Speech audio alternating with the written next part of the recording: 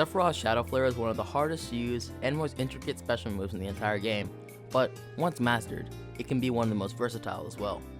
This is part 1 of a 3-part series. It will cover frame data. Part 2 will cover movement and neutral, and part 3 will cover advantage state, combos, jab locks, and other miscellaneous things.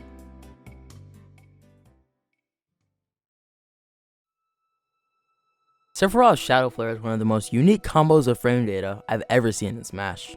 It really is quite strange how this works, so please pay attention, or you might not understand. It takes 8 frames for the ball of shadow to appear in Sephiroth's hand. From there, he can either release it, or continue to charge it.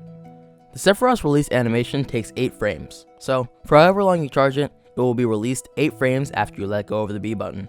So, let's say for example you waited the 8 frames for the shadow to appear in his hand, charged it for 4 extra frames, then let go of the B button. 8 plus 4 is 12, plus 8 is 20, so it would come out on frame 20. After the 8 frames it takes for the shadow to appear, not charging it at all, or charging it for 8 more additional frames until frame 16 will result in a phase 1. Next, if you charge it for 9 to 17 frames, or 17 to 25 total frames, you'll get a phase 2. Next, if you charge it for 18 to 26 frames, or 26 to 34 total frames, you'll get a phase 3. That is the longest the game will allow you to hold the Shadow Flare, and after that, you are forced to throw it. While you might still get the same phase of shadow, there are some differences between holding it at the beginning and the end of a frame window. The damage of the impact of the Shadow Flare is the one thing that will change depending on how long you hold it. It starts at 1.9 and scales all the way up to 5.4 at the longest charge. However, how long you hold it will not affect how much each curse does. No matter where you are in the frame window for any given phase, 1, 2, or 3, the damage for each phase will always be the same. Phase 1 will always do 7.8 damage, Phase 2 will always do 15.6 damage, and Phase 3 will always do 23.4 damage. Phase 1 is a single hit hitting the opponent on frame 256, or in 4.27 seconds. Phase 2 has 2 hits. The first one comes out on frame 248, and the second one combos into it at frame 256, or 4.13 seconds and 4.27 seconds.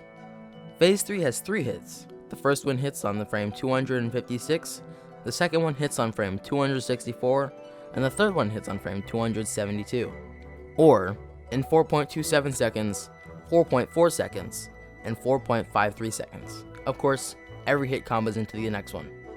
As a quick note, if any of those numbers are slightly off, I had to manually press through every single frame. So if there's a slight inaccuracy, please don't hold it against me. No matter where they get hit by the actual Shadow Flare, they'll always travel away from Sephiroth when getting hit by the final hits.